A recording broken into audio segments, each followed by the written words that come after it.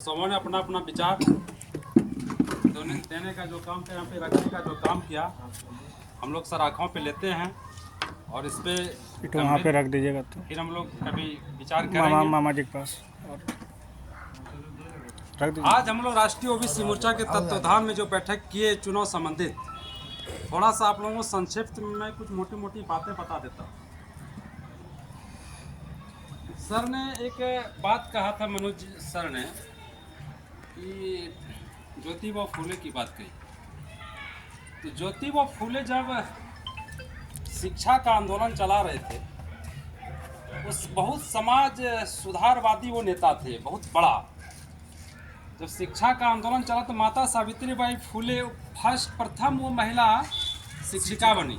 आप लोग थोड़ा सा नोट कीजिएगा, सरस्वती जी हमारी विद्या की देवी नहीं है। वो कौन है? सावित्रीबाई फूले, जिन्होंने 1848 में प्रथम स्कूल खोला।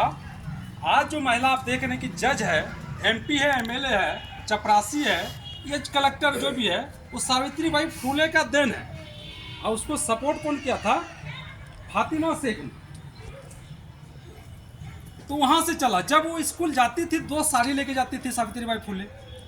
एक साड़ी इस पहन के जाती थी और एक साड़ी झोला में, क्योंकि जो मनुवादी लोग थे उनके ऊपर गोबर और पत्थर मारा करते कि तुम महिलाओं को नहीं पढ़ाओ। वो अपनी महिलाओं की भी बात करते, अपनी महिलाओं तक को भी मूर्ख रखा था। उसका विधवा विवाह नहीं होने देता था, उसको शिक्षित होने नहीं देता। सभी जात की महिलाओं को माता सावित्रीबाई फूले ने पढ़ाने का काम किया। तो आप देखिए, थोड़ा सा हम वहाँ ये उदाहरण प्रस्तुत किए कि ठेला पत्थर गोबर खाते हुए भी ये शिक्षा का आंदोलन अलग जगाया सर। और आज देखिए, संपूर्ण भारत की महिलाएं क्या है? शिक्षित हो चली है, चाहे वो दलित ही क्यों ना हो। तो ये एक लौता एक महिला उस समय, जिस समय ब्राह्मणवादी व्यवस्था चरम पे था, पेशवा का राज था महाराष्ट्र में, पुणे में। बात समझिए, झाड़ू कमर पे, गले में हांडी लटका लिया जाता था, उस समय की बात है। तो आज आपकी माँ बहन पढ़ी है ना, पढ़ रही ना हमारी बेटी, हमारी। अब किसका था? वही ये आंदोलन है, राष्ट्रीय ओबीसी मोर्चा का वही एक ये आंदोलन है। ये आंदोलन का मैं आपको प्रारूप समझाने का काम करता हूँ। आज से पूर्व 5 साल पहले ये संगठन का गठन हुआ, राष्ट्रीय ओबीसी मोर्चा का, जो कि ओबीसी का बात, हम ओबीसी सभी लोग थे, लेकिन जब ओबीसी की बात करते थे तो कौन बोलता था क्या जानते हैं? कौन ओबीसी में बात करे? जो हैदराबाद वाला, बात समझिए, ओबीसी के लोग हैं, बोल क्या रहा है ओबीसी। कितना दर्द होता होगा हम लोगों को। लेकिन फिर भी यही 4-5 हम लोग जो पिलर थे, नंदन बाबू हुए, हम हुए, केदार बाबू हुए, प्रफुल्ल जी है, प्रदीप विद्यार्थी है, सारे लोग, दीपक जी हम लोगों को सपोर्ट किया करते थे सोशल मीडिया से। मीडिया वाला हम लोगों से चिढ़ता था, क्योंकि मीडिया वाले लोग कौन थे? वही लोग थे ना। हम लोग का न्यूज को देने का काम, बाइट को लेने का काम नहीं करते थे। दीपक जी बिना पैसा का, फ्री का, बिना पानी पिए हुए।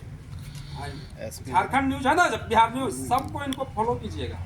बहुजन के लोग हैं, मैं बता देता हूँ, बहुजन की बात को रखते हैं, हमारी बात को रखते हैं, आपकी बात को रखते हैं। वो हम लोग झेले और क्या किए जानते हैं? जब हमारा आरक्षण समाप्त कर दिया गया था, कब? जब हम लोग बिहार से अलग हुए,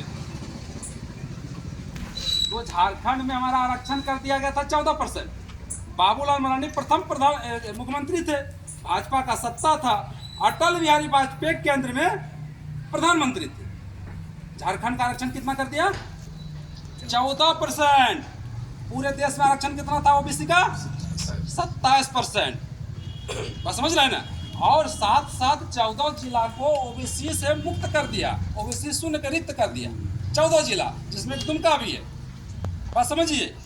तो अब बात रही कि ओबीसी के लोग, ओबीसी के बच्चा अब कंपटीशन में आगे आ गया कैसे? 1 नंबर 2 नंबर से फेल हो जाता है ना, ये तो समझ गए। लगे हाथ अब देख लीजिए, 2016 में नीट जो एग्जाम होता है, एंट्रेंस एग्जाम, डॉक्टर बनने के लिए होता है ना, वहाँ ओबीसी के आरक्षण को शून्य कर दिया। किनके द्वारा?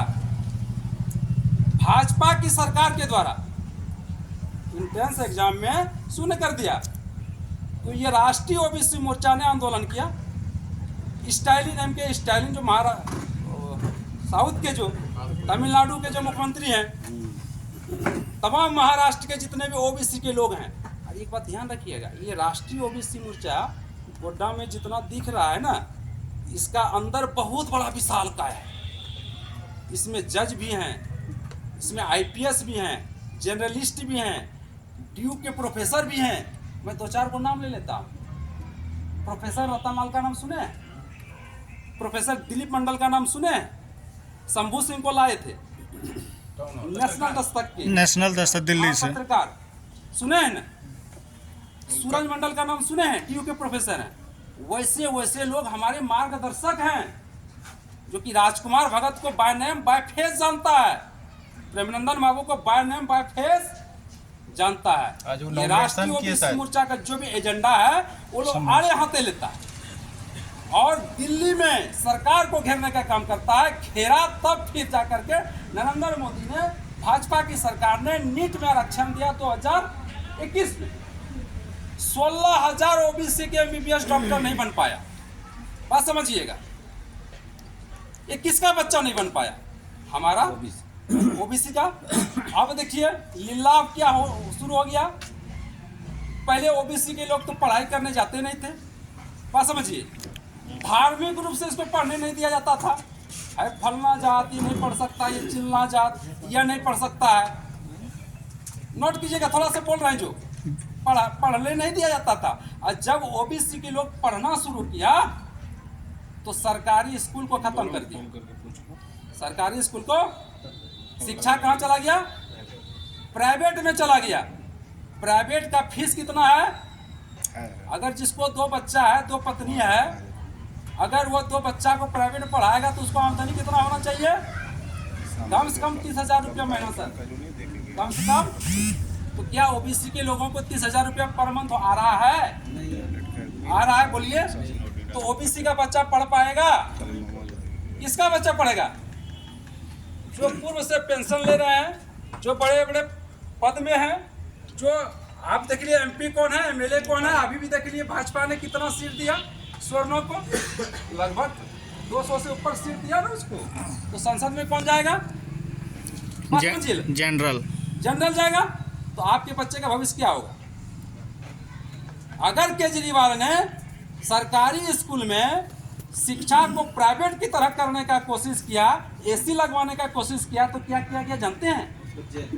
उसको जेल भेज दिया गया। हेमंत सोरेन ने अगर झारखंड में सावित्रीबाई फुले, जिस सावित्रीबाई फुले का नाम लिया मैंने, सावित्रीबाई फुले योजना लाया, 8वीं क्लास की बच्ची को प्रत्येक साल देने की बात कहा, वृद्धावस्था दिया, लाखों पूरे देश में सरकार के द्वारा 200 रुपया दिया जाता है।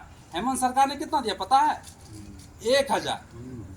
वृद्धावस्था पेंशन कितना दे रहा है? 1,000। इसी राज्य में 1,000 नहीं है। जब ये गरीबों की सुधार की बात कही, कौन? आपके बहुजन की सरकार, ये बहुजन की सरकार है। तो क्या किया गया? जेल भेज दिया गया। जेल भेज दिया गया। तो समझ रहे हैं, खेल समझ रहे हैं ना? ईडी किसको गिरफ्तार करता है यहाँ झारखंड में? भाजपा विरोधी को, धीरज साहू को। धीरज साहू कौन है? जात का वैश्य है, जात का ओबीसी है। मिर्जा चौकी में किसको ईडी छापा मारता है? हीरा भगत को, सुनील गुप्ता को। कौन है? वो क्या लूट के पैसा लाया था? और निशिकांत दुबे कहाँ से पैसा लाया? नरेगा में मजदूरी करके। बात समझिए, निशिकांत दुबे का पुश्तैनी जो संघ फूक रहा था, वो जब अरबों पे खेल रहा है, वो कहाँ से पैसा लाया? तो प्रश्न यहाँ से। तो जागरूक हम लोगों को होना होगा। जब तक हम लोग जागरूक नहीं होंगे तब तक हम लोगों का जो है ये लोग लुटिया चित कर देगा। आप लोग ये जो देख रहे हैं ना, मार बाइक, मार 4 व्हीलर, मार गूगल्स लगा रहे हैं, ये कर्पूरी जी का आंदोलन का कमाल है। बात समझ रहे हैं ना? आप लोग कर्पूरी जी को जानते भी नहीं बहुत लोग। 77 में आरक्षण दिया गया था 26%। भारत में पहला राज्य था बिहार, देश में पहला आरक्षण कर्पूरी जी दिए थे 26%, जिसमें ओबीसी के